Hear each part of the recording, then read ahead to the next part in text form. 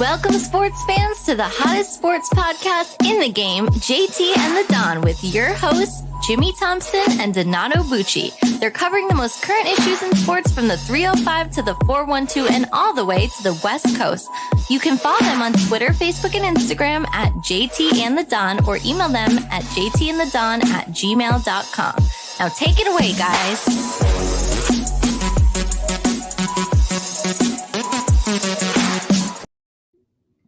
Welcome to the next episode of JT and the Don All Sports Podcast, presented by Give Us a Shot Network. Remember to subscribe to us on Apple Podcasts, Google Podcasts, Spotify, Stitcher, and whatever platform you find all of your other favorite podcasts. And remember to leave us a 5-star review. Also, please subscribe to Give Us a Shot Network on YouTube. I am the Don, Donato Bucci. We have a full slate for you today, a little bit of everything in the sports world. So let me welcome in the guy who had a tough day at work. He's having a little bit of difficulty with his camera and background, so he's not in a good mood. But everyone's favorite, JT Jimmy Thompson. How you feeling today? Damn, way to throw me under the bus. Like, what is your problem? What happened to you today at work? I should ask you that. Because you bringing up, first of all, the fact that you working and work being difficult, that never happens. So there's got to be an angle with this. It's a great What do you want? What do you want? Every day. Can we do this show?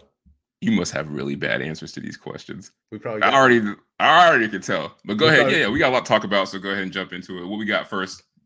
All right. So first, everyone's talking about it from Wednesday. Aaron Rodgers spoke publicly for the first time since his darkness retreat. He did not make a definitive announcement, though, about his future plans, whether he plans on retiring or play another season, whether that's in Green Bay or somewhere else. So how do you think, JT, the Packers should handle the Aaron Rodgers, Jordan Love situation? I honestly thought you were going to ask me, how do you think the darkness retreat went? Because, I don't know, man. Did you hear some of the details? He was talking about he had to be very careful going into the bathroom. He didn't want to, bang his head off the sink, and he got into some personal stuff there. We don't want to talk about that. You know what's crazy about that? So he'll do something like this and give out all these details, but I bet he won't get one letter from the league office saying hey, it's time for you to show up for a random drug test. This is what the league office is supposed to be there for. This guy is openly saying hey, I may or may not have sniffed some stuff in this retreat that I have been hyping up for weeks. But as soon as someone does a freaky workout or has a good game, they get a random drug test letter. But we're not going to talk about Aaron Rodgers. But, what can the Packers do? They owe him too much money. You said it before. It's $50 million. You cut him, you're ruining yourself with the cap. And also you're getting rid of a top 6 quarterback at worst and a Hall of Famer. And, I love Jordan Love. And I do think he deserves a shot to show that he's ready. And I do think he is ready. But the Packers have tied themselves to Aaron Rodgers financially. So there's not really much they can do except for wait for him to come off the shrooms, get him into camp whenever he's ready, and, give this another go and lose a home playoff game. I think what they need to do is I can't believe I'm saying this, but they have to let Aaron Rodgers dictate how this ends up playing out so that he is all bought in and they actually know which way to go. Because if he's traded prior to June 1st, JT, it's a $40.3 million amount of dead money. And then on top of that, though, if it's after June 1st, they can split that dead money among 2023 and then the 24 season. If he plays in 2023, but not 24, it's an astronomical amount of dead money in 24. It'd be all right. So I know you're the numbers guy. Howie Roseman Jr. Break it down. What should they do? Just say it. So I told you what they need to do is. I'm glad you asked that because basically you're saying you want me to get to the point. So yeah, I do. Let Aaron Rodgers dictate. Hey, I'm not retiring, and I want to come back to you, or I'm not retiring and move. And let me go. So if it's, hey, I want to come back to you, great. But we got to restructure the deal. And he actually hinted to that, I think, on the McAfee show yesterday on Wednesday. So he would restructure the deal for only 1 year. And then they can move forward with Jordan Love after that. So basically what they would do is he's coming back. Let's restructure 1-year deal. By the way, Jordan Love, we're going to pick up your 5th-year option because we got to do it this offseason. Well, we got to get a cheap quarterback option that we think is decent for when Aaron Rodgers isn't going to be here, and we basically wasted your rookie deal. No, but this is the thing. They believe in Jordan Love now. I think if this was a year ago, they'd be really concerned. They're not anymore. I think they're bought in with Jordan Love. They believe in him. They believe he's the next quarterback for this team after Aaron Rodgers. So Aaron Rodgers, if he wants to come back, that's fine. Let's restructure the deal, 1-year deal. Then you move on and retire after 2023. But this offseason, they then need to pick up that 5th-year option. But he's only going into his 4th-year contract, so he's only making a couple mil, meaning Jordan Love this year.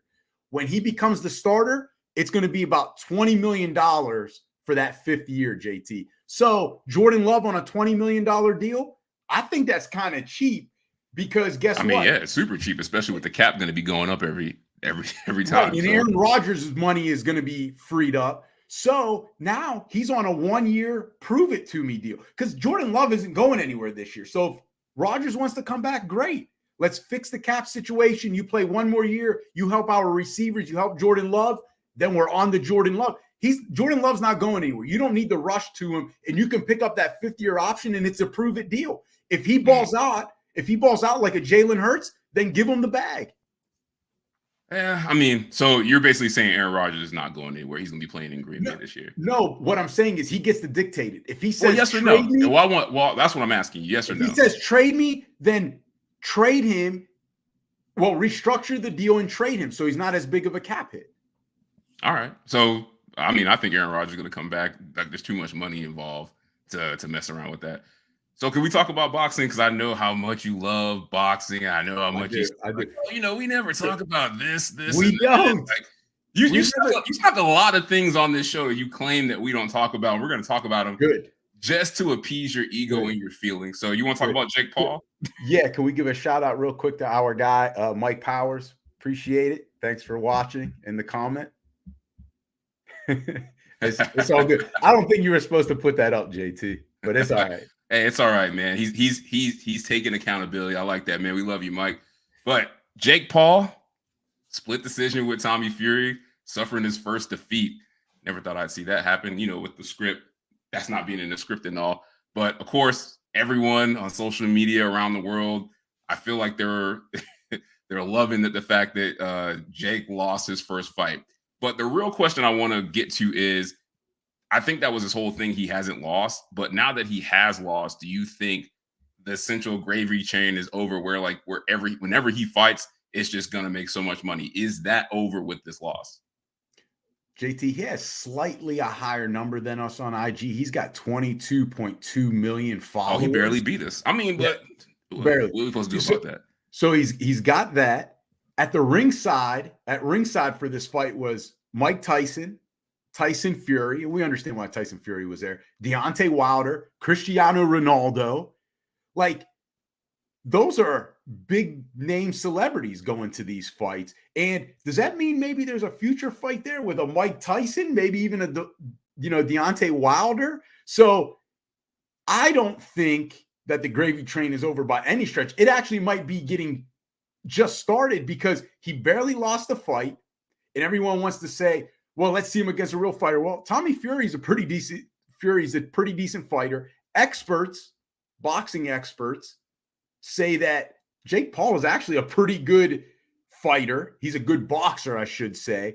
And he hung tough, and he actually wants a rematch here. So I think he's in it for the long haul. So you talk about he's got the skills, he's got the social media presence, and listen, fans are either wanting to see him fight to win or to get beat up. And that's what you want, right? Love or hate. I feel like people either love or hate him. They want to see him win or see him get knocked out. And when you've got that, do you want to see him win or you want to see him get knocked out? Because I only care about what you want to see. So what do you want to see? Which one? Actually, because I'm not on social media that much, you're our social media presence. I don't mind the guy. I just want to see a good fight. And to show you. Remind me to start sending you just random clips of Jake Paul. Well, both the Paul brothers, and let's see how you feel after that. And my final point on this is he supposedly made $30 million. JT. And the Ooh, pay-per-view numbers. That's that Floyd Mayweather territory. Mike Tyson. Yep. The pay-per-view buys are just coming in, but they're already saying it's at 500,000. That's amazing for a guy that doesn't have a history of boxing. So I think this gravy train has just started if he stays committed to the sport and really wants to be in it for the long haul. Yeah, as much as I want it to be over, it has nothing to do with his actual talent. It's for everything you said. People hate him. They really do hate him. More people hate him and want to see him get the shit knocked out of him than actually want to see him win. Is that what you want? Yeah, I do. I want to see him get beat up like Adonis Creed in Creed 2, like the first fight. Like that's what people hate him. So that's why they're gonna keep watching to see if he's gonna, bite the dust in the fight. Like they want to see him get knocked out. And you mentioned it, social media presence, that drives everything. That drives your fame, that drives your popularity in any entertainment spectrum. It drives it. So as long as he is staying relevant on social media, pissing the right people off, people hate him, they're always going to show up to watch him fight. I'm not going to pay for it, but I'll watch the clips like when the fight is done. But yeah, people are still going to show up. And the reason all those guys, like you said, Ronaldo, Tyson, everybody's courtside. Everybody wants a piece of the action, man. Like they want more exposure for themselves, more exposure for their brands, more money in their pockets. Like what if Ronaldo's like, hey, this thing is done with soccer. Let me just jump in the ring and take a dive with Jake Paul. That's an easy $30 billion. Like, you don't think people would pay across the world to see Ronaldo fight Jake Paul, even though Ronaldo's never fought in his life?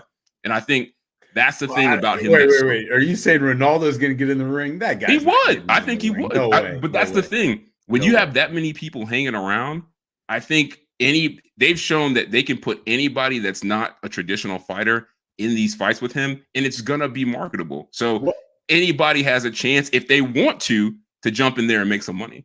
No, I understand that, but Ronaldo's different. He's there because he was signed by a Saudi Arabia team, and that's where this fight was. I get that, but I'm just saying, but it's the hottest game in town. That's also why he's there. And that's what I'm saying is he wouldn't be going to it if it wasn't worth his time or if he wouldn't be seen. So the real question is to Miriam. Would you step in the ring with him?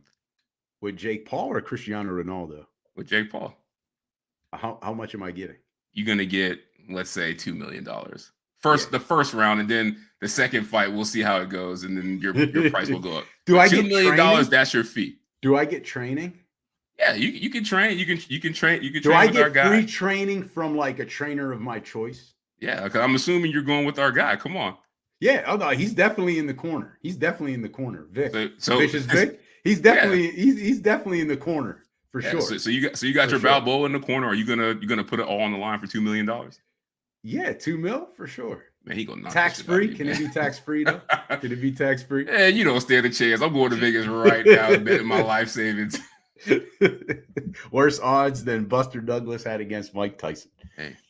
All right, so one other thing this past weekend from this past Sunday, we had Dame time, JT. Damian Lillard dropped 71 points, including 13 three-pointers in a Portland victory. It is only the 13th time in NBA history a player has scored 70-plus points in a single NBA game. Wilt Chamberlain did it twice, with Lillard becoming the second player this season to do it, as Donovan Mitchell also scored 71 in early January. However, Dame has not been able to even get close to an NBA title in Portland. So, JT, can he win a title by staying in Portland? No. And I mean, it's tradition. First of all, the Blazers have one NBA title was in 1977. So that just tells you winning championships in the Blazers franchise, they just don't go together. So it's hard to come by. Yeah, it's hard to come by. But if you're looking at the way the team is presently constructed now and the way that it's been constructed since he's been there, it's just not been conducive to winning a title. And I don't know why he's so loyal. Like, you look at the team now, they're basically a developmental team with a bad coach. Like, I don't think Chauncey Billups is a good coach. Like, I love him as a player, but he has made some questionable calls throughout his whole entire coaching time there with the Blazers. And we see it all the time because, we play fantasy basketball. So we actually do watch the Blazers games probably more than the average person. And we know the guys more than we should watch. Yeah, like we know the guys on that team who we think are talented that should be getting more run, and they just don't do it. And it's basically if Dame could chuck up these shots and keep us in the game, we'll try to win it at the end. And it's like you can't win a championship like that. Like it's just him, Jeremy Grant, maybe who was hot sometimes. Nurkic is getting older. He's always hurt. He's been out for what I feel like almost like a month and a half. Yeah, and he's not getting any younger. He's been out for a while. Yeah, so if that's your big three that you're relying on, and Dame is not young himself, like we just forget, like he's been hurt basically the last year and a half. So it's just not a good situation for him to win a championship. Like the best that they can hope for is what they do every year is like, hey, let's be like the 8th seed and let's lose in the first round. Like that's the ceiling in Portland. So no, he can't win a championship if he stays there. Yeah, I love his loyalty to the organization. You know, we don't see that. Like just because I love because Damian as a Lillard, Magic fan, I'll tell you why. Because as a Magic fan, yeah, okay. in a city like that, he could have easily have just picked up and been like, "See ya, I'm out." But I'd rather live in Orlando than Portland. But I get what you're saying. But it's like. So I that's love Dame, but it's not a smart saying, decision, though. It's not a smart decision. Why are we rewarding him for making a clearly like a bad business decision? Like you should go somewhere because people want you. You should go somewhere where you have a chance to win a ring. So then you've got to decide. I'm not saying you, but I'm saying the media and the public really and the fans. Right. And the fans have to say then, what do we want? Do we want guys like KD to just move around and go chase titles? Or do we want a guy like Damian Lillard to be loyal and never win a title? Because I agree with you. He's not going to win there unless they get lucky somehow with a draft pick. Like they end up winning the lottery and, you know, they get the guy that's coming out this year. I can't even say his last name yet. I got to study Wembanyama. Come on. This is your thing. You're supposed to be able to do pronunciations. That's literally like 50% of why I'm working with you, like for your vernacular. You don't even have it. Come on. But that's why you picked me up. That's why we're good teammates. You picked me up there when I didn't have it. So I might not be able to do it again. So don't expect me to just be saving you. I'll learn it for next time. I'll learn it for next time. But the main reason is, JT, is that I don't think it's twofold. I don't think Dame Lillard is viewed by other players as a superstar big enough that you would join forces with him on his terms and on his team in his city, right? Like he's not up there with the LeBrons, the KD, Steph, and Giannis. All those guys have that sort of clout. And to be honest, not even Giannis has been able to draw a superstar. You know why? Because it's in Milwaukee, and Portland's that same way. So now you've got another factor going against Dame is no one wants to play in Portland. I've never been there, so I'm not judging. But apparently, guys want to play. Guys want to play in Miami, Brooklyn, maybe New York, LA for sure. But for whatever reason, they don't want to go out west to Portland, and that's against them. Like it, I feel like that's why he'll never be able to win because he won't get those other superstars to form a true big three. And so, unless they get lucky with the draft, I'm sorry, Dame. Damn. So would Banchero have saved their fortunes? Well, what I'm saying is, I don't know, because again, I think the stars have to align. Not only do they need to get the number one pick, but it needs to be a guy, right, that's coming out that is a possible generational type talent. So basically, Victor could do it. Yeah. Yep. All right. So this kind of got me thinking. I know you always say like, oh, these are JT type questions. Oh, this next one is for sure. I would have skipped over it. So we're going to talk about them anyway. So let me tell you a quick story. So last week, fans do. They need some backstory. I'm going to take them behind the curtain here a little bit. Last week, JT in the production meeting asked the producers. He didn't ask. He told them that he wants to do this next topic. And it got axed. Nope, didn't make the final cut. So in his contract, in JT's contract, he is not allowed to be said no to twice to a topic. So he asked again, and now this time this topic's in it. It's definitely a JT topic. Boom. I mean, you should have just introed it. I should have. But this is real simple because we're talking about guys like Dame and Giannis, and I want to, talk about some other guys that maybe we're talking about too much or we're not talking about enough. So most overrated, underrated players in the NBA. So I want to ask you, like, for your most overrated player, who's on that list for you? Well, I'm not going to take the low-hanging fruit here, so maybe you will. Oh, I'm really shocked. Like I got at least 5 guys I can go with, and I don't even think we're talking about. We said I'm only picking one, right. but who's this low-hanging fruit that you're not going to pick? Just put that out there. It's Rudy Gobert. Okay. The guy's got, sorry to say, he's got no offense. He can't play defense on the perimeter. You know, he blocks shots, win Defensive Player of the Year awards, but you know, his offense is limited, but yet he still gets paid like Shaq. Like Shaq could score 30 plus points a game. Anyway, my guy is John Collins. I mean, they have been talking about this guy for years and years, and Atlanta hangs on to him. This year, JT, he's averaging 13.2 points a game, 7 rebounds, 1.2 assists. I mean, his stats have gone down each year since that great 2019 season he had. And from beyond the arc, he shoots 25%. I mean, he's got to be the most overrated at this point in terms of the hype around him, right? Like, he's never even achieved that hype, let alone gets that hype, and then he puts up those numbers. Like, come on, man. At some point, people have to realize, like, he's overhyped. Is he overhyped, or is he just not a fit with Trigger Trey? But it doesn't matter. He's still. I think it does matter, man, because he's overrated at this. Like you can only do as good as the situation you're in. JT, did you hear what I said? 25% from beyond the arc. That's not a Trey problem. That's a you problem. Got to shoot better. He's shooting like you, man.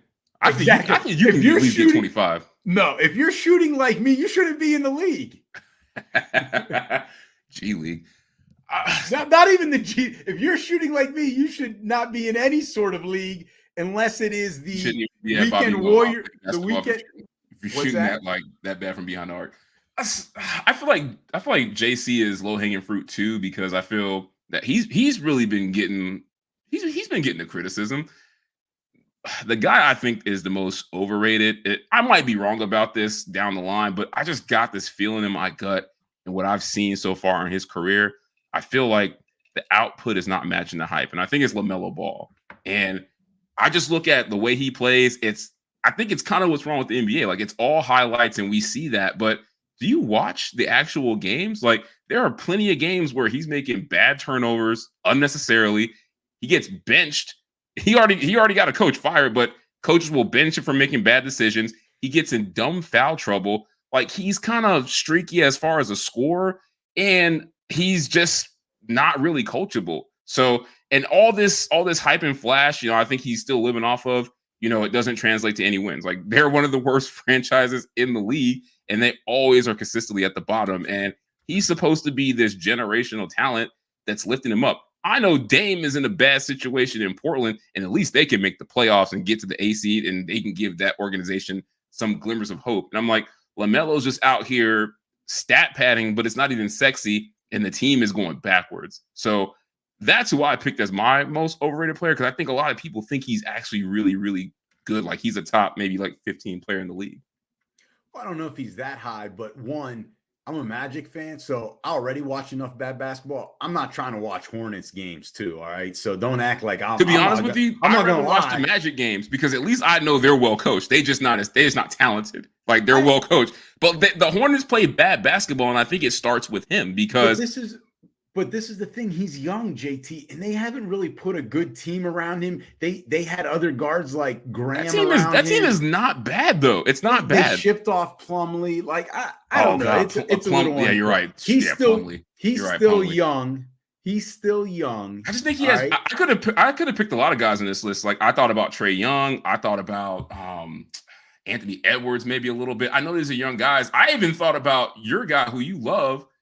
Evan Mobley, he's up there. Like, I already heard people saying, like, oh, he has Hall of Fame talent, but I'm like, he's not really showing me like that dominant ability. And the main guy I wanted to say, I didn't want to do it because I knew there would be static, and I didn't want to disrespect him. But long term overall, like, I could have easily put Devin Booker on this list, because I feel like he gets all the credit, but none of the blame goes toward him. Like, you are Devin Booker. Like, everybody thinks you're elite. Like, you have to keep getting better and doing more. And, like, I feel like we kind of shade that to Chris Paul, or they don't get the blame at all. but he got hurt, and you're on a team with CP3 who has had failure. So yeah, that failure is going to go to the veteran. And you want to talk about Evan Mobley, right? So you want to give John Collins a pass because of the chemistry there. And you notice I didn't pick those guys. I said I could have, and that's why I went with LaMelo. But you did kind of defend John Collins, I said one halfway decent thing about John Collins, and he was like, "How dare you do that?" But you questioned it. But with Evan Mobley, you're not remembering, or you don't. But nobody's calling John Collins a Hall of Fame talent. Who's calling Evan Mobley a Hall of Fame? They are saying that he has Hall of Fame type talent. Anyway, he's in there with Jared Allen, so of course he's going to be. Oh yeah, hold on. So is this going to be your answer for the other part of this question, the most underrated player? Because I feel like if it's not Jared Allen, like you a fraud. You love this guy.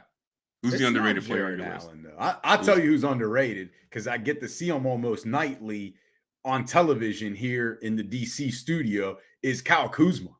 I mean, that guy is, I think why he's underrated is because he got such a bad rap in LA, especially at the end, that people thought he was done. And he's not. You go look at it. So he had a 31-game stretch from November 20 to January 25th. JT, 24 points a game, 7.5 rebounds, 5.3 assists. He's averaging on the season 21, 7.5, and almost 4 assists. At times, he's been without Porzingis, been without Bradley Beal. So Kuzma's probably the best. Actually, I would say he's the best player on that team. He's 6'9", a guy that can handle, play D, and he's got him at a 10th seed. I mean, he's got Daniel Gafford playing like the next great center. Hey, man, we're not going to disrespect Daniel Gafford like he's trash, though. I'm not. I got him on my fantasy. Gafford can play. I picked him up to play you. So you put all that together, he's flying under the radar. He's got a 10th seed, and he's on a team that not a lot of people talk about, but he's doing a good job carrying that team. It's not just the stats and the way he's playing. He's carried that team to put them in this spot. If there's anyone else besides Kyle Kuzma, I want to know, because he's got to be the most underrated this season.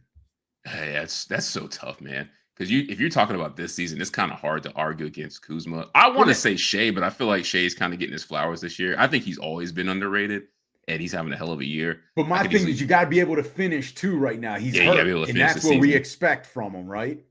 I went a different route with this. Like, I factored in this season, but I just factored in maybe like the past 2 or 3 seasons overall.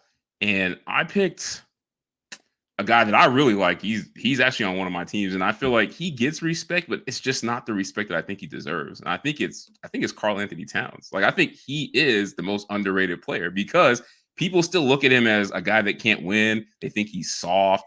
And I feel like they think that it's kind of like the Kevin Love when he was in with the Timberwolves. It's like, yeah, you can put up these stats, but we don't really respect it. We're not going to give you that credit until you go somewhere and do something else, or you win a championship. And I don't think that's fair. I think Cat is like top 10 talent in the league, like when he's healthy. So I think he's underrated. I could have easily put Drew Holiday on this list. I feel like he doesn't get the credit he deserves. Like an easy 26-7, like anytime he goes out there, and he can lock up your best player on defense. So it was between those two guys for me. You always have a list. If we're giving a list, my other guy would be Jalen Brunson. 24, 3.5 boards, too, 6 assists. That's what I thought you would go with. I thought you would go with Brunson. You love him. I do love Brunson, but it was hard to pass up Kuzma, man. I mean, at 6'9", the way he can play, the way he can shoot, but Brunson, I mean, he's been a game changer for the Knicks. So he's definitely my number 2 underrated guy. So sticking with basketball and going into tonight's game, JT, Thursday night, the Dallas Mavericks playing the Philadelphia 76ers. The Mavericks going into it are 1-4 with both Luka and Kyrie playing together. So we'll see what happens tonight. But is this a big deal or no deal? You asking me, the person who always accuses somebody of overreacting to things? You wrote this one. Nah, this is you. You have creative control on this show. Yeah, you don't listen to me. I follow the script.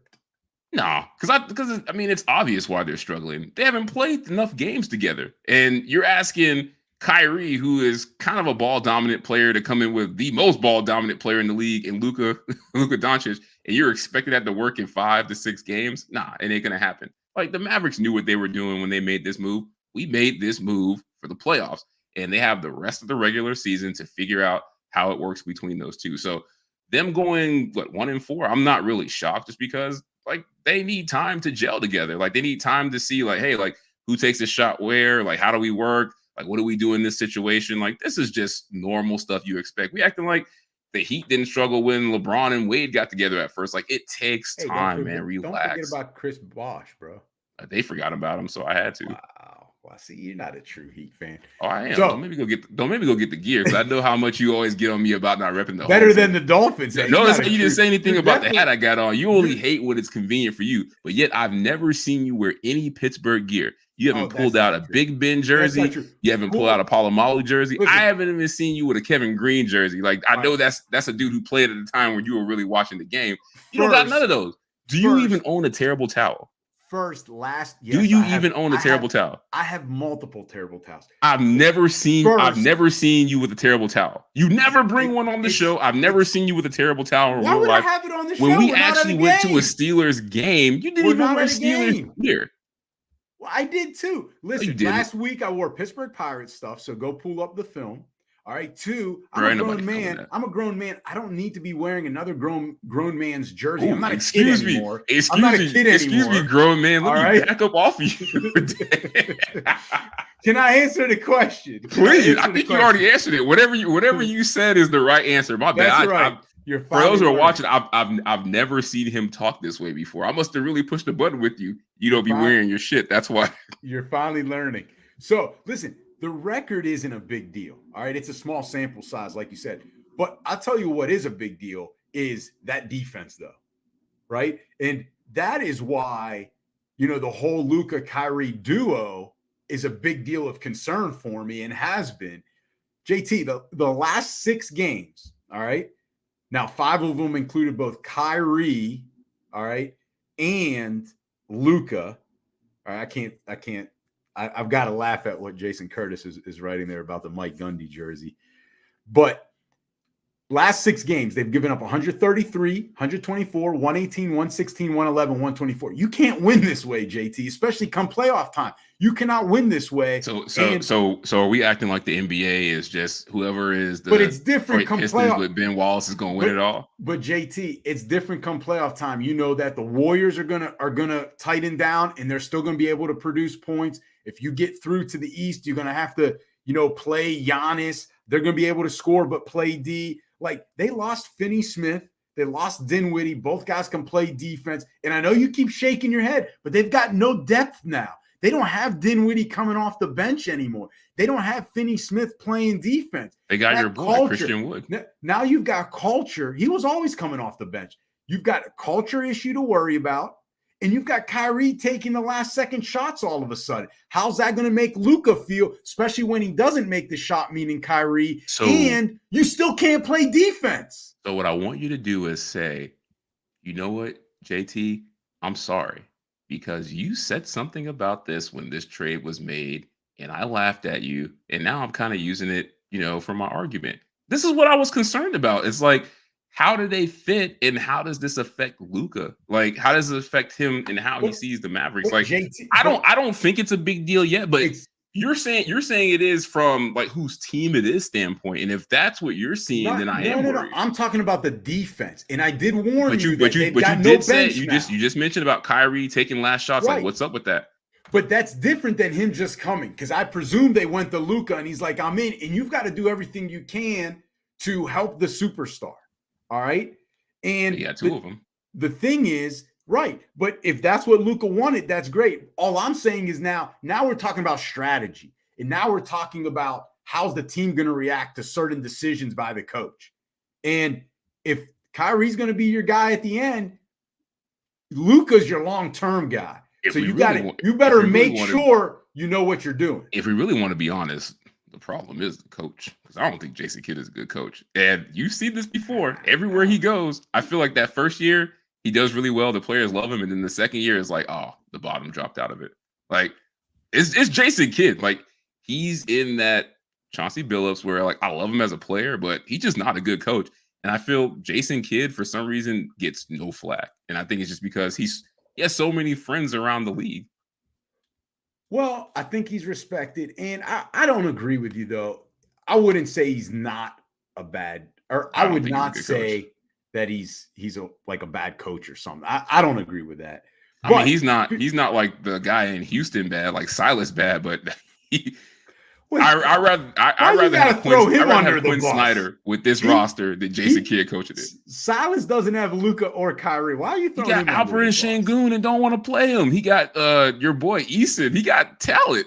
I know, he got talent in Houston. He just don't want to put him on the court. He want to play guys like Eric Gordon and all these other G League guys like Knicks and stuff like that who shouldn't be on the NBA roster. That's coming from the top, man.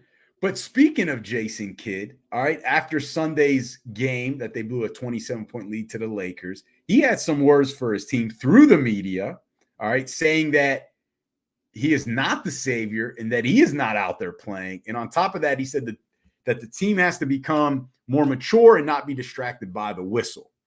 So, JT, the Jason Kidd, is that a shot and a criticism at your guy, Luka? Oh, hell yeah, because he's setting up his defense. He already knows what's going to happen. You have Luka Doncic, who everybody thinks is if he's not the best player in the league, like he's going to be the best player in the league, and he's going to be up there for a very long time. So they ain't going to blame him. And you just brought in Kyrie Irving. They ain't going to blame him either, and it's not working. So who are they going to blame? Mark Cuban ain't going to blame himself. They're going to blame the coach, and that's Jason Kidd. And he's already setting up his defense. Look, I'm not out there playing basketball. I'm not out there arguing with the refs about X, Y, and Z and not getting back on defense. So don't look at me. I drop the plays the way I think they will work. Go talk to the superstar who y'all have anointed and go ask him why it's not working out. Yeah, and I kind of think it's right that he did that because for himself, I think he's kind of saving his cachet and he's letting people know like really what's going on. But it's a bad look for him if he wants to stay in Dallas long term because you can't do that to Luka. Like he's gonna be there way longer than you will. So look, if the team is struggling, be a quarterback. Just say, look, it's my fault. We'll do better on the Cincinnati. But he's not doing that. Jason Kidd trying to save his ass. Listen, this is overblown by the media. This is exactly what JT does. He's part of the media. This is his type of topic, his type of question. I'm part of the media until you decide to say something that's not positive about somebody. Just wait. Just wait. I'm always positive. You'll join the media group real soon. I'm always staying positive. Because you always try to put yourself on this pedestal, like I'm a good guy because I got the glasses on and I talk nicely. Like no, like you are ruthless when it comes to criticizing people. Now you might not think Jason Kidd did this and you're going to say something nice, but I guarantee you in this show you're going to say something mean about somebody. Listen, I'm always positive about people. Try to see the good side. Listen, I do think he's sending a message, but to the whole team. All right. And who knows? What team? There's only two players on this team. Okay. And maybe he was referring to Kyrie Irving because they just brought him in to save the team. Did they not? So maybe that's who he's calling the savior. But on top of that, he would be silly, JT, to do what you say he's doing in criticizing the superstar Luka Doncic. The fastest way out of town is to criticize the superstar. That's the fastest ticket out. I'll tell you what. I agree. But I feel like you see this in the NBA, and most coaches don't have the cachet to do it, whether it's their coaching career or like them in the league as a player. Like certain players, because of their style of play, like you're gonna live and die by them. So the coach is gonna get the blame. And usually those situations don't work out to win championships and be successful the way Luka plays. Like if we're just being honest, like this is James Harden type stuff. Like people always say you couldn't win with James Harden, and what do we call players like superstar? Or what do we call players like that though? It's no different than James Harden. It's no different than Russell Westbrook. Like these guys, we love them when they're in their prime playing, and then once we realize they're not winning championships, what do we start labeling them as? They start calling them coach killers. Like he already knows what's coming. I agree you shouldn't talk about Luka, but I'm not going to let you guys make me the scapegoat when this dude is playing unsustainable winning basketball. JT, we know it doesn't work. No one's going to care. Like you're missing the point. No one's going to care that it's on Luka. No one. The fans aren't, because Luka's going to be there way past the coach. All right. He might not if this Kyrie thing don't work out. Nah, that's in the organization. Forget about it. It's going to keep Luka and a superstar or whoever the superstar is over the coach every day. Look at Exhibit A, Trae Young and the Hawks. That's your answer? So he wasn't criticizing it? That's all right. So speaking of Luka, I know you didn't plan for this, but I wanted to talk about this because I saw this today. So speaking of Luka, I teed that up for you perfect when I say see Exhibit A, Trae Young and the Atlanta Hawks. Just roll with it. No. We're gonna skip. We're gonna get to that, but I want to get to what Draymond Green said. I want to make sure I'm reading this correctly. So he was on Volume Sports and he said, "I feel like over the years, European players have not caught the same flack about winning a championship as U.S. players." I thought that was very interesting. One, I want to know, do you agree or disagree with that? And then the other is, like, what are your general overall thoughts on that comment? Actually, kind of when you mentioned it in the pre-production meeting right before we got on air, because that's what you like to do. You don't let me be prepared. Yeah, because you're boring when you're scripted. I actually agree with what he said. I do think there's a little bit of guys that come internationally, whether it's Europe, whether it's Australia, wherever it may be, that they get a little bit of a pass in not winning titles compared to American-born players that either went straight from high school to the league or to college nowadays with at least a one and done. My thoughts on it are, though, why is that? And I think it's just because our expectations as Americans and American basketball fans is like up here. Right? I don't know if you can see it. There we go. So it's high.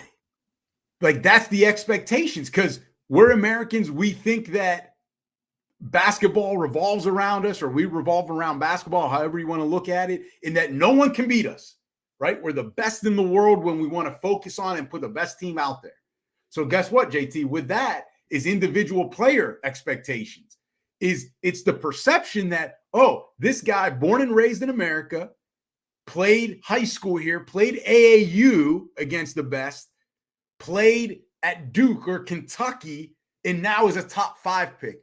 Whereas when we look at an international player, again, whether he's born in Australia, whether it was Yao Ming, whether it's someone over from Europe like Luka Doncic and Jokic, our expectations are set a little lower because we haven't seen this guy play. And our perception is, oh, he's playing inferior competition than what our American-born players had to face over here with the AAU circuit, high school, and college.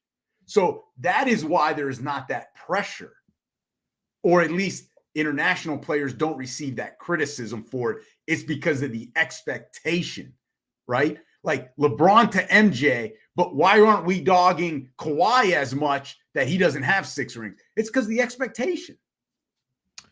Let's call it what it is.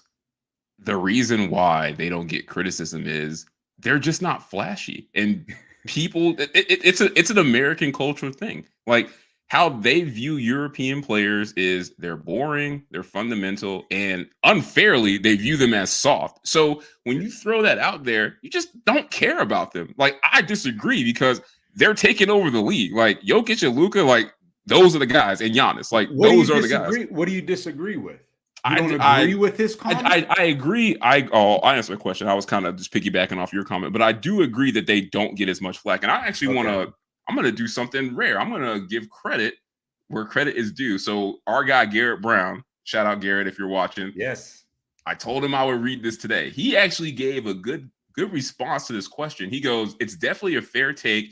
Jokic is on pace for his 3rd straight MVP. There's no voter fatigue, and it's a little suspicious, especially when the playoff record is not there. So this is bleeding even into awards and accolades, not just pressure to win in the playoffs and win a championship. Like, I just think that at the end of the day, the European players like Jokic and Luka, like, they're just as talented, even if they're not as flashy as like a LeBron or some of these other guys. But at the end of the day, like, they're going to play fundamentally sound basketball. They're going to be healthier because they're not relying on ridiculous athleticism. Like, Jokic ain't getting off the ground, so he's going to be just fine. That's why he's playing every game. And they're going to have the stats where you're going to have to consider them like, all right, should this guy be an MVP? And you can't really turn them down. But I think the reason why it feels like there's no pressure is because I just think people just don't care about them. And I think that's dumb. Like, you should care about Jokic. Like, he is the best player in the league the past 3 years. Like, if you judging it by stats and everything like that, like you said, everything's not about championships. But I think it's just how they view European players. They're just not exciting. So therefore, I don't think they register on people's radar as far as expectations. Now, LeBron, that's different. Like, we've seen LeBron jump out of the gym since he was like 5. Like, we expect this to be greatness. It's the same thing like Shaq. Like, Shaq is a freak of nature. We've watched him since a child.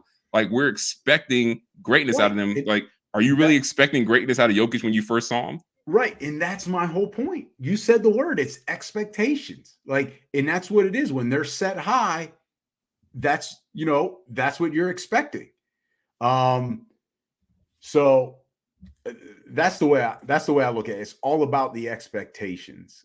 Jason Curtis, there have never been Europeans as good as Luka and the Joker. If neither of them wins a title in the next 5 to 10 years, they will get the same treatment. We'll see. We don't know yet because Jokic is about, as our guy Garrett Brown mentioned, he's about to win 3 in a row. And at this point, if that was LeBron, he'd already be taking heat, even if he's been in the league only 5 or 6 years. But Jokic has been around. Jokic might not get another 10 years, to be honest. Like, So let's talk about somebody that is an American player. I'm really interested to see your thoughts on this, man, because I feel like you're not going the way I think you should or you will. Let's talk about see. All right. So the Hawks fired head coach Nate McMillan, all right, with 2 years remaining on his contract. This is now the second time a Hawks coach has been fired since 2021, with Nate McMillan replacing Lloyd Pierce in 21. So there have been reports since at least December that there was a rift between McMillan and star player Trae Young. Trae Young was also reportedly on board of the firing of Lloyd Pierce back in 2021. The Hawks have now hired Quinn Snyder as their new head coach, giving him a 5-year contract. So, JT, is Trae Young, in your words, a coach killer? Oh, absolutely. And I said this, I don't know if it was the last show or the show before. I asked this rhetorically.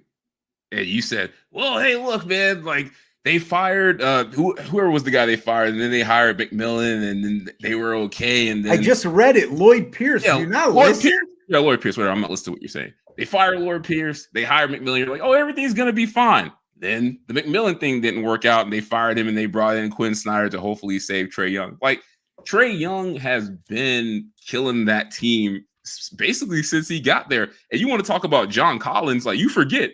They had beef too, and that's why he's been trying to get traded, I feel like, for like 3 or 4 years. Like, it's because people don't get along with Trae Young. And this report came out this week from CBS Sports. They're saying he's not beloved, and there's strong views that he fails to lead. And I'm going to quote what they said. The Hawks are broken, ugly, and it's a total shit show. It's no secret that there is a disconnect between Young and nearly all of his teammates. So there's no coach that can fix that. There's no organization that can fix that. That sounds like one little child with a badass attitude. And that's exactly what's going on. And the problem is he's viewed as a star. He's viewed as a star. Superstar. Is he a superstar, though? He's a superstar. And I feel like we throw that superstar word around too much because and this is basketball culture. So they've done it to themselves. We are rewarding potential rather than production. And that's what's happened. Like, what has Trae Young done to get 2 coaches fired that have done their job the best that they can? Like, this dude has fought with all of his teammates. They all hate him, and he's gotten 2 coaches fired. Like, Jordan couldn't even do that. So why should Trae Young be allowed to do it? Well, I'm glad you brought up Jordan. So he is not a coach killer because go look at the NBA league history, JT. Superstars, stars, players, they do this all the time. Magic Johnson got Paul Westhead. Magic Johnson got Paul Westhead fired, all right, after Westhead, I believe, won an NBA title. And who'd they bring in? Pat Riley. MJ, Doug Collins. Sometimes you just got to cut a man loose. MJ. But that's Magic Johnson, though. This is Trae Young. It doesn't matter. Magic was still in his first. That's a big difference. Magic was still in his first year when that happened. Then MJ, all right, gets Doug Collins out of there, Phil Jackson. LeBron did it multiple times. David Blatt, see ya. Tyronn Lue, come on in. Let's go win a title. He even got, listen, David Blatt. It doesn't matter. It doesn't matter who the coach is. You're talking about coach. So you're saying Nate McMillan and Lloyd Pierce are on the Mount Rushmores of NBA coaches. All I'm saying Roll your eyes. That's exactly what I thought you would say. You're talking about all-time greats that have cachet. Like Magic Johnson, Michael Jordan, LeBron James. And you're acting like no non-superstar has ever had coaches fired. And this is my main point. And we both agree, and this is the way we both wanted it. It's a players' league, bro. I don't care what you say. We both like it that it's a players' league. And the reality is the NBA is a players' league. So guess what? They're going to have the cachet, especially when they're a young star based on potential, because that's what contracts are about, or potential. Jeremy Grant's not getting that big contract if it's not about potential. That's what it's about. So Trae Young has that potential. He has shown it. He can score. He's the face of the franchise. It's a players' league. If he's not happy, see ya. That coach is gone. Bring in Quinn Snyder. I would ship his little ass off and live with the consequences. You're not winning a championship with Trae Young as your centerpiece. Like, are we agreeing on that? That ain't gonna happen. I'm not gonna agree to that. It depends who's around him. If this was Kevin Durant, then we might be able to have a conversation. Like, hey, like, look, bro, so you gotta go. Let me ask you this: if the Hawks had traded John Collins away and a couple first rounders to bring in KD, and you got Trae Young, KD, and all these other pieces, you wouldn't be scared of them? So again, it depends on who you're bringing in with Trae Young. Whatever. You clearly a Trae Young fan. I'm just saying it's a players' league, and he's not a coach killer, because superstars. I think it should be a superstars league, and you gotta be that dude to be getting people fired. Because we had the same conversation about Donovan Mitchell when the whole shit went down with the Jazz, and it's like, do you think Trae Young is better than Donovan Mitchell? He could be. Yeah, yes or no. That's a yes or no question. No. Let me ask true false, because I know this is a complicated question for you. Fantasy draft: Trae Young and Donovan Mitchell on the board. Who you drafting first? Trae Young. Okay. I think they're in the same group, and we said Donovan Mitchell does not have that cachet to even get teammates sent away, much less multiple coaches fired. Donovan, but again, he may not have that cachet, but it's okay for them to listen to him and get rid of coaches if you believe he's your guy. All right, Cleveland traded for him. I'm gonna let you go on to the next question, but I'm gonna just say it. I'm gonna say it, and then we can move on.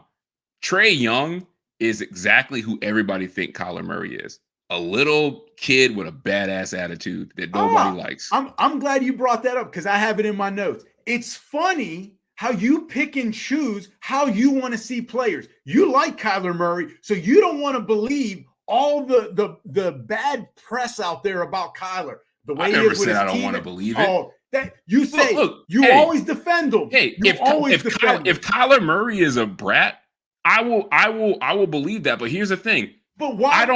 Here's the one thing I've seen with Trae Young that I have not seen with Kyler Murray.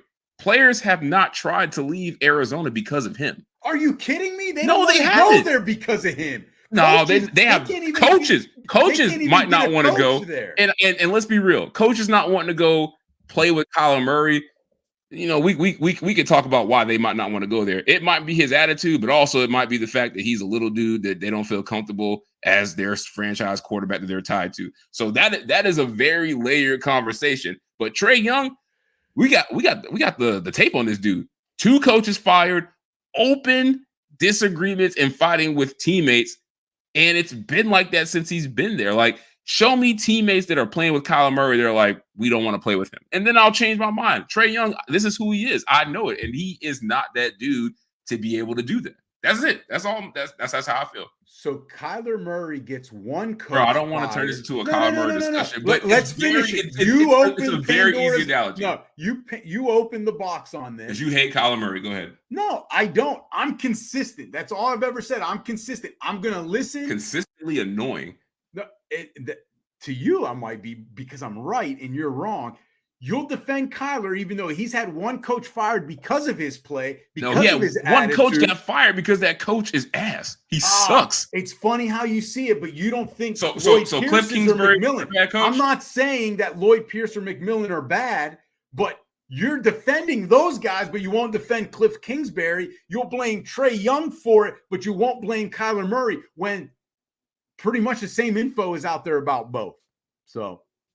This man didn't listen to anything I said. And again, you done with this? I'm not defending Cliff Kingsbury, and I'm not saying that. You sound like Lloyd you are. Pierce I know y'all go to the same barber, but damn, man, you ain't gotta look out for your boy like that. You can't put up Machado yet. We got one more question. I'm so done with this. No. This is what you want. This is what you want. You want to have 10 topics? We'll have 10 topics.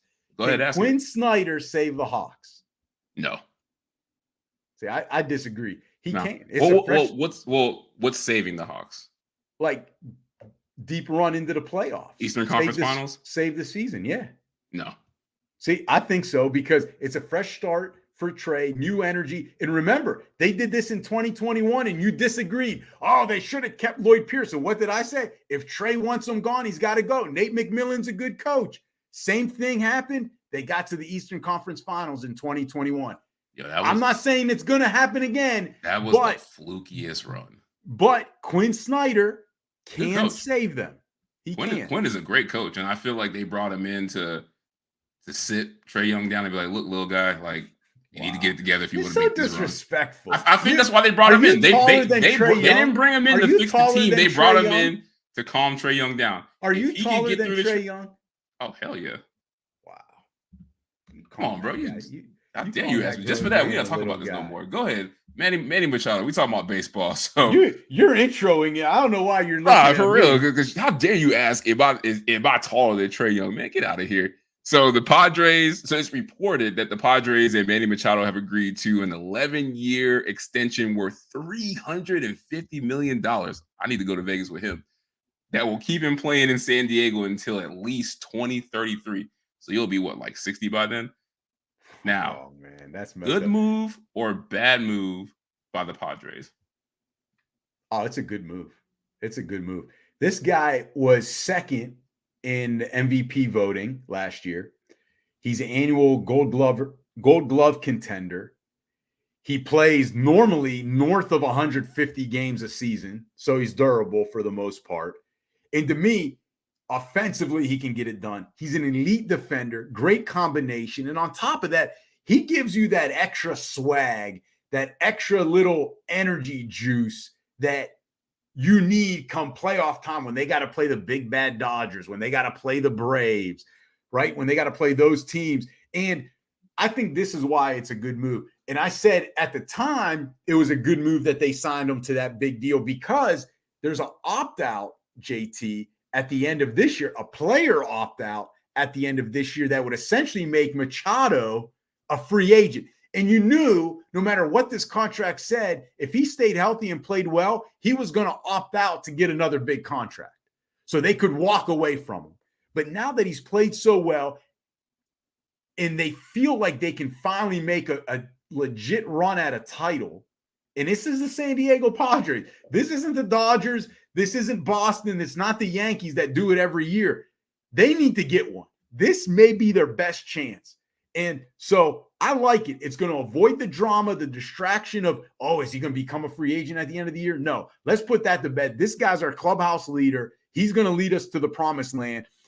I'm sure you wish your Marlins and my Pirates would pony up and do something like this for a stud, right? I would love to have a guy like Machado for the next 10 years, even if it bites us down the road, because guess what? What the Marlins and Pirates are doing now, it's not working anyway for a title. And on top of that, Machado started this whole thing with the Padres by going there outside the box, getting paid from a non-traditional team. And guess what has happened? Musgrove gets signed. Bogarts, big contract. They've got some pieces there, championship pieces there now with some of their young guys to make that run.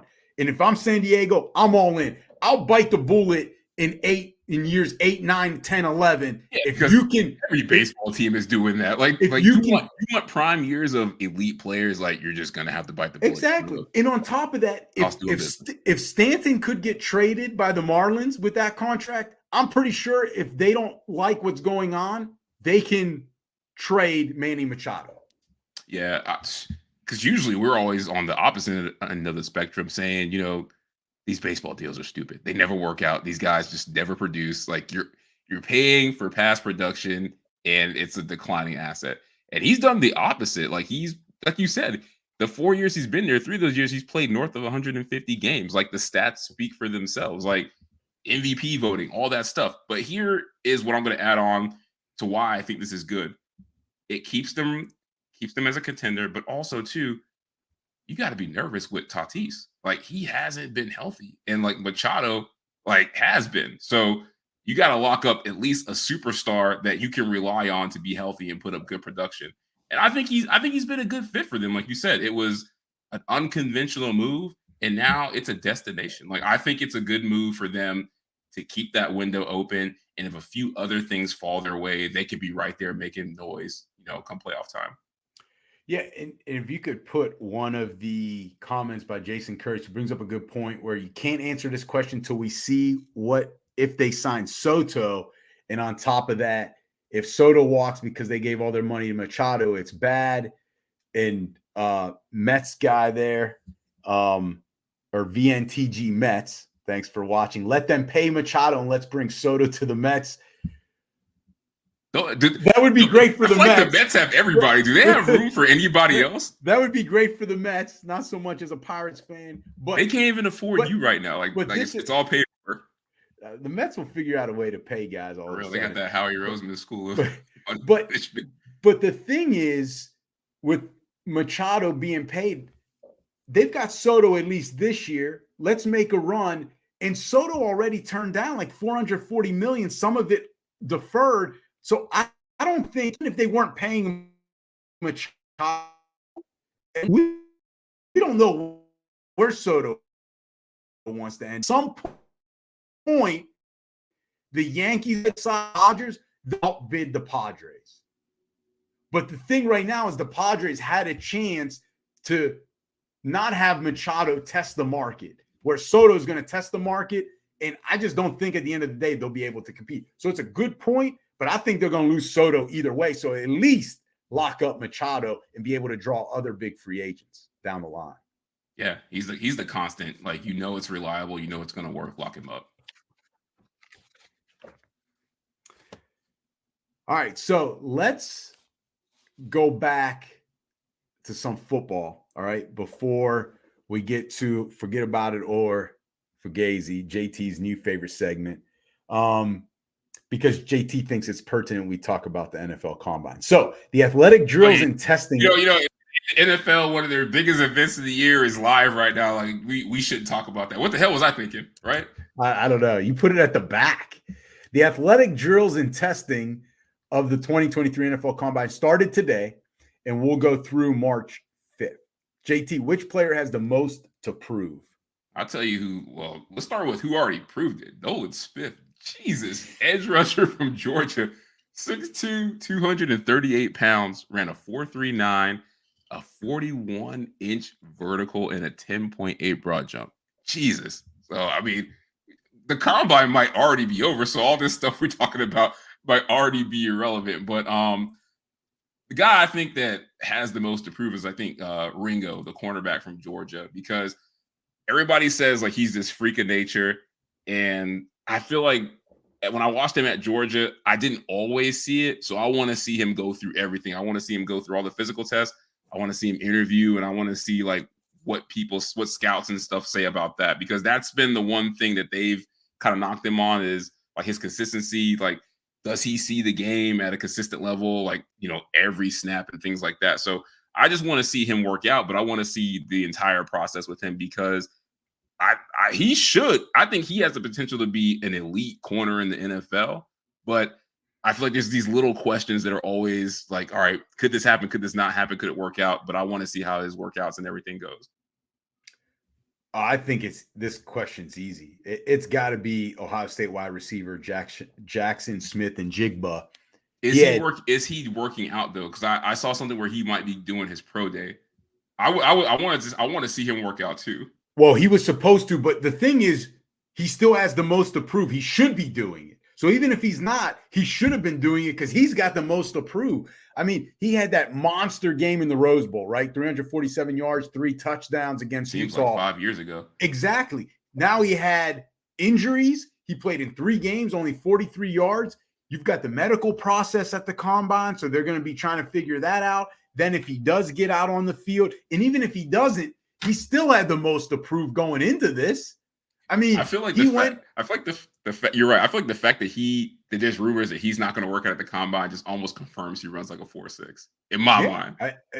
Yep. And so maybe he's doing the right thing by not going. Maybe they still going to see you're slow at your pro day. It's just you're going to look bad in front of your friends and family. He's got an extra month to get ready. So which player has the most to lose? I hate to admit it, but it's Bryce Young because he's going to look the least impressive out of all these quarterbacks there. Like from a size perspective, throwing the ball, running the 40, like speed, yeah, like he will be the Tom Brady of the combine compared to all these other quarterbacks. Like Anthony Richardson going to be a freak of nature out there.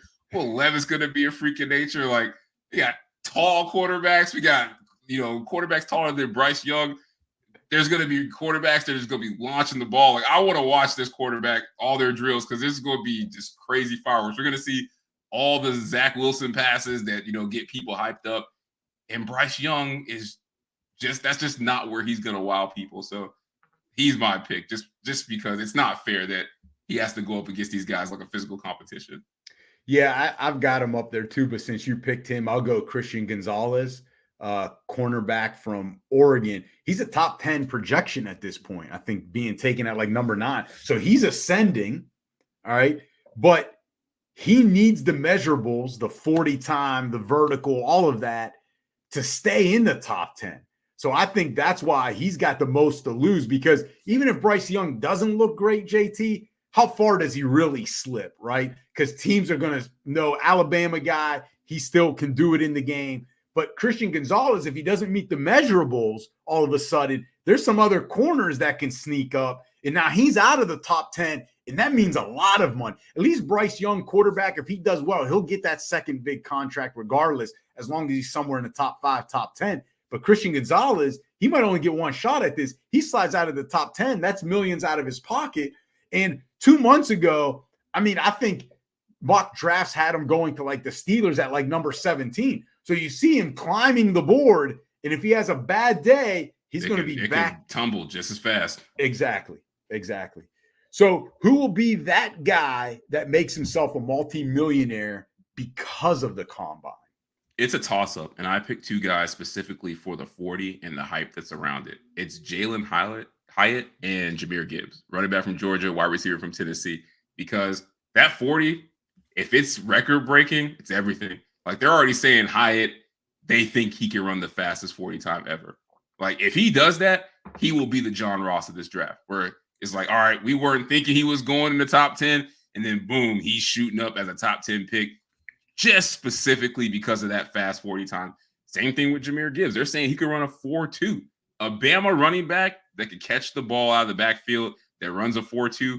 They'll find a reason to bump him up to a top 10 pick, and he might even go ahead of, dare I say, guys that I think are elite like Bijan Robinson. So everything matters with those guys when it comes to the 40. So whichever one of those guys runs the faster 40 and is record breaking, that's the one that's going to make the most money. So I'm going to go, since you picked 2 guys, I'll go with 2 guys. My first guy is Andre Carter, the edge rusher from Army. JT, 6'7", athletic stud. I think it is going to come down to the 40-yard dash, 3-cone drill. If he puts up great numbers there, that would make him the highest drafted player from a military academy in decades. All right. Like maybe the highest in the modern era. Oh, for sure. And then the other guy I've got is Brian Breezy. He had all that hype, number one rated player. He had a really good workout today. I'm not gonna lie. Did he? I didn't get a chance to see all of that. Yeah. Breezy's a lot. Like he looked really good in all the agility drills, and he looked healthy. Like, but you knew this when he came out of high school. Dude was gonna be a difference maker, freak of nature. Like he showed it. He showed it today. Like from the DMV area, got to see him play live, and I mean, he was the number one rated recruit coming out of high school that year, and there's a reason for it. And like you said, now that he's healthy, he's able to put that all together, put those measurables, have a great combine. He's the guy that can really rocket up the draft board, and that'll get him a lot more money. And then also on top of that, just year after year with production, he could be that stud for years to come and get that second big contract like we see with a lot of the defensive linemen. So who will falter, you think, at this year's combine? This is such a negative question. Why do you got to put these in here? Because I mean, you make it seem like I want these guys to. You kind of do. No, why would you put it in here? Okay, we'll change it to appease you. Who will not be as successful? How about that? All right, that's a little better. So sorry. That's just a soft way to say it, man. That's like attorney language. Yeah. I think it's going to be Michael Mayer, the tight end from Notre Dame. I just don't think he's athletic at all. I think he's really slow. And I think what's going to happen is, it's the Notre Dame effect. If you play tight end at Notre Dame, you're going to be a first-round pick. And they love that. Like, oh, he's big, he's smart, he does all the things right. He's a great football player. He's smart. And, they put up production. But comes down, like, can he be athletic enough to be a difference maker in the NFL? And I think he's really slow. And I wouldn't be surprised if he ran like a 5 flat or something like that. And then you really got to look at him as like, okay, can we take this guy in the top 15? Like all these mock drafts have had him essentially forever. Like they're like, he's the first tight end taken. Boom, that's it. And how do you say that if he has a bad workout? So I think he's going to be the one to falter just because they prop him up so high. And I don't think the workout numbers are going to match, where they say he should be drafted. See, I think it's Ringo, who you mentioned earlier, because he's a first-round projection, but there's questions about his anticipation, his technique, and ability at the corner spot. So that's fine. Like, you can have all the measurables, but the scouts want to see the technique and the footwork, and they're going to see it firsthand. So what does that do about the measurables? That puts a lot of pressure on him that the measurables have to be elite, JT. And when you put that much pressure on yourself, I just feel like those measurables aren't going to live up to what people want out of him there to make up for some of the deficiencies with his footwork, with his technique, and just his ability as a true corner. Yeah, 100%. That's why I said he's also one of the guys I'm very curious about because for all those reasons, like we just said, like it's not just the physical stuff, it's the game. Like, can you like your recognition, like you're playing, like can you do that? I just want to see. It's not just about the physical stuff. I want to see everything with Ringo because if he knocks us out of the park, like he's a top 10 pick. Yeah, you're right. He has the most. He doesn't have the most to prove. I still think it's definitely Jackson Smith and Jigba, just because he hasn't played. But Ringo is definitely up there as well. All right, so a couple more segments left.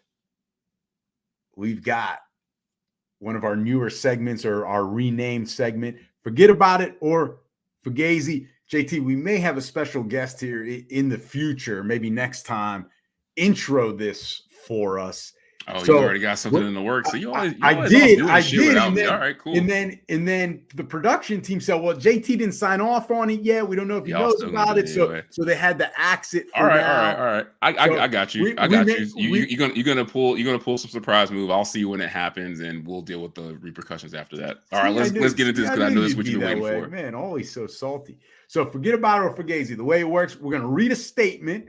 If we agree with it, we think it's a hot take, we're going to say, forget about it. I sent JT the clip from Donnie Brasco, played by Johnny Depp, on all the explanations of the forget about it. You haven't watched it? No, I didn't watch. I've seen Donnie Brasco. No wonder you spelled it wrong this time. How did you spell forget about it wrong? I didn't spell that. F-U-H. That wasn't me. So you need to don't blame others. Don't blame the real production team. That's unprofessional. Don't blame others.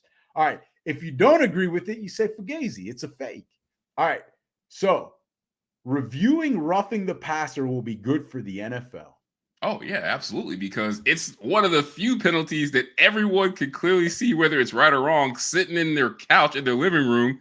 And it will be better, because I feel like a lot of people felt that refs got that wrong more times this year than they it right. Like, there were some really bad roughing the passer calls that we didn't even need Dean Blandino in his fancy trailer to tell us the breakdown of why it wasn't. Like, we can see, like, all right, the guy wasn't hit. Like, it's not a roughing the passer, or this guy got blasted. It should have been a penalty. So I think it'll be good for them to get that right.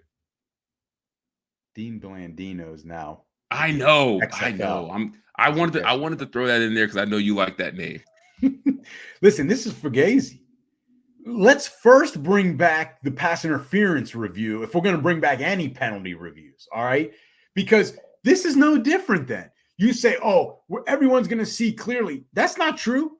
I guarantee you ask the defensive team and the defensive fans of that team when there's a questionable late hit. Oh, did he take a second step? Was it a step and a half? You slowed it down. Of course it's going to look like a late hit. No, this is a terrible idea. Next question. Let's see if you feel this is terrible. Anthony Davis has fallen off. Forget about it or Fugazi? I hate saying it. It's forget about it. There's no doubt. It's forget about it. It's true, man. I mean, he was at one point there were questions. Who do you build a team around? Luka, Giannis, or AD? I guarantee you one of those three guys doesn't belong anymore in that conversation, and it isn't Luka and Giannis. Yeah, absolutely agree. He can't stay healthy. He can't shoot free throws, and the shooting itself is inconsistent. And to your point, just think about this. 3 or 4 years ago, he was the crown jewel of clutch sports recruiting. Just think about how good you have to be and how much people view your potential for clutch sports to be like, you're our guy that we're trying to pursue. And I feel like it's been a sharp decline since then. So, yeah, he's definitely fallen off.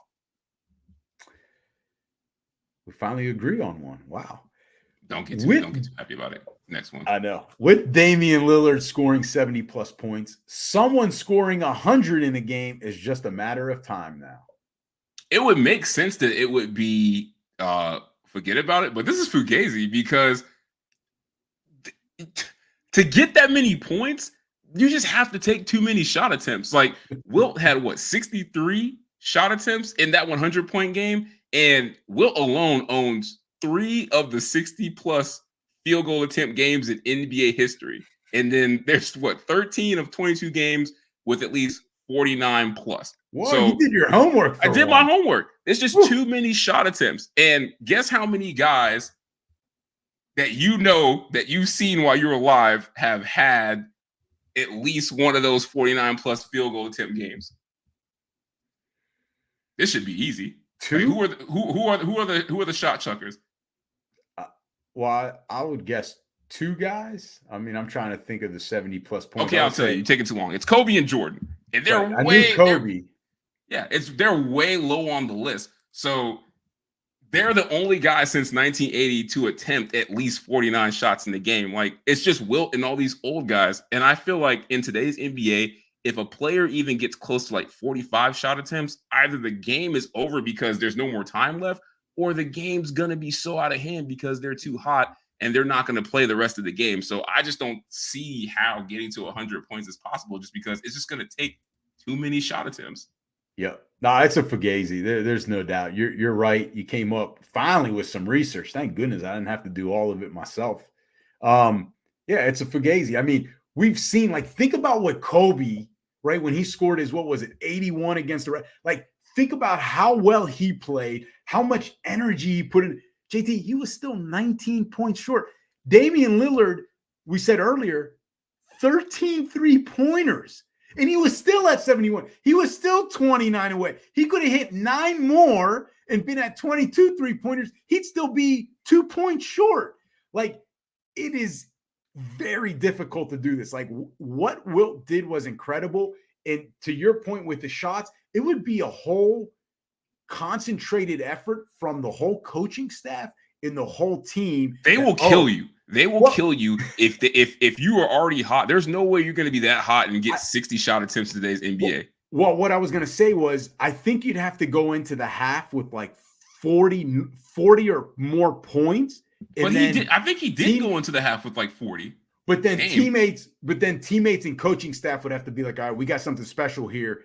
You're taking all the shots. Like it would have to be a team effort for this guy to get 100, knowing that I've got some other stars on the team, but they're not shooting tonight. And you know the way that is in the NBA. If that's going to hurt my money, then it's not going to be cool. All right, it's not happening. Next one. Aaron Rodgers is staying in Green Bay, and this is just another overblown, drama-filled offseason. Forget about it. He's staying. Like, let's just go on. He's at this point, I just don't see him leaving. He went to that retreat. I think he went to that retreat to figure out, do I retire or do I come back? Yeah, it's forget about it. One, they owe him too much money. And two, Aaron Rodgers playing for the Packers is like a child working for a company and their parents are their boss. Like no other place can Aaron Rodgers play and fail and there's no consequences. Yep. Put up that comment real quick about the 70 points while I read this next one. Anthony Richardson as the number 2 rated quarterback on draft boards is egregious. That's Fugazi. Not at all, because he does everything that scouts. Are you coming around? You finally coming around to my viewpoint on him? No, I am, but he does everything that scouts either accept or overlook about Will Levis, and he might do them better. Like, he might have a stronger arm. He's definitely faster. He's bigger. Like, why not? Like, why? If Will Levis could creep up to number 1, why can't Anthony Richardson? Like, he's like the souped-up version on steroids. Yeah, absolutely, that's Fugazi. He should be the number 2 quarterback if Will Levis is up there. It's Fugazi. It is Fugazi. I mean, he does. Listen, where there's smoke, there is fire. So, like, obviously, he's climbing the board. So we're not even just talking about his physical ability. We're talking about reality. So if people are starting to think that, guess what? He's climbing on the boards of teams. And then, I mean, the dude has all the tools, like you said. Yeah. So, I mean, I'm with it. And I've been telling you that, man. You said he was the next Justin Herbert. We ain't gonna let you get away with that. He is Justin Herbert. It's one thing for him to be successful, but Justin Herbert, yeah, you gotta ride that one out. So I'm with it. I'm with it. I'm back in Anthony Richardson. All right, cool. So are we done? Or I got no. I'm ready to go home, man. No. I've been on too long. Can we get out of here? It's trivia time, real quick. People love this at home trivia time. Send us your answers as we do this live because JT's going to take a minute or two just to think he knows it. You're going to take 3 hours to explain it. So come on. We've been talking a lot about the combine. I got one trivia question here. Christian Gonzalez, I mentioned him earlier, is expected to go in the first round. If he is, which it seems likely, he would be the first Oregon cornerback taken in the first round in 27 years. Who was the last? Oregon cornerback. 27 years. Jeez. Yes. Send us, write the answer in the comment. Maybe JT will look at that ahead of time and give that answer, or he'll be nice and put your answer up there. It's a tough one, but it's definitely doable. It's doable. You just got to think about it a little bit. Do I know Oregon players like that? You want me to give you the team he was drafted to? Sure. All right. I'm going to look it up. I'm pretty sure it's the Buffalo Bills, but I will look it up.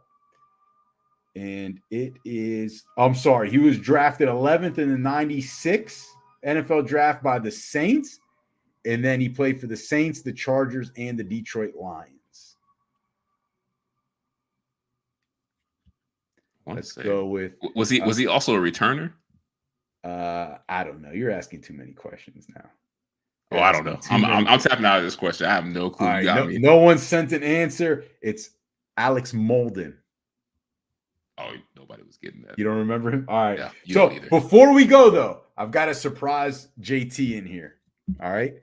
So you talked about the Arizona Cardinals earlier and like their organization, how bad that was perfect. We didn't even discuss this. So that's great. So NFL team report cards. I didn't even know they had these. NFL team report cards came out by the NFLPA for this past year. And the union says the Arizona Cardinals are the only team that charges players to have dinner at the team facility, and they have the worst weight room in the league. All right. So payroll deduction, there's a payroll deduction if they grabbed dinner from the team cafeteria or had a meal when they showed up for additional off-season workouts. All right. So JT, I know you're big about working out. They had the worst weight room. I know we both like to eat. We appreciate free meals. So you make it seem like we're poor. of the two, like, who doesn't like a free meal? When you get a free meal, hey, who doesn't like a free meal? I do. It depends on who's cooking. Wow. All right. I guess that's fair enough. So of the two, you got to put that one up. Ravens got an F- for strength coaching, really, because Arizona got like an AA+. They should hire Landon's Coach K. Yeah, JT, you'll know one day about Coach K. Hopefully, you'll get to meet him. All right, great guy. He can get you back into shape, by the way.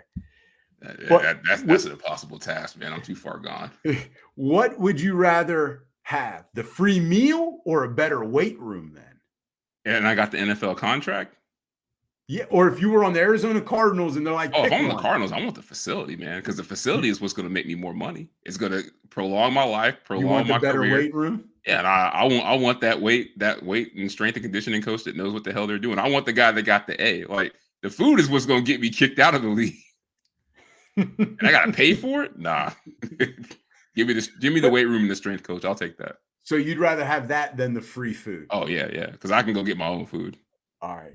And listen, this is why the Arizona Cardinals are the Arizona Cardinals, man. They're charging this is players why it's not for food. Kyler Murray's fault. You can't even eat for free. That's why Sean Payton didn't want to go there. And they have the worst weight room. Wow. You can't. How are you in the NFL? I guess someone has to have the worst weight room. But listen to this. I think they were talking about like things were peeling in there and like the floor was bumpy and not even. Like, yo, you are an NFL organization football team. How do you have those things in the weight room?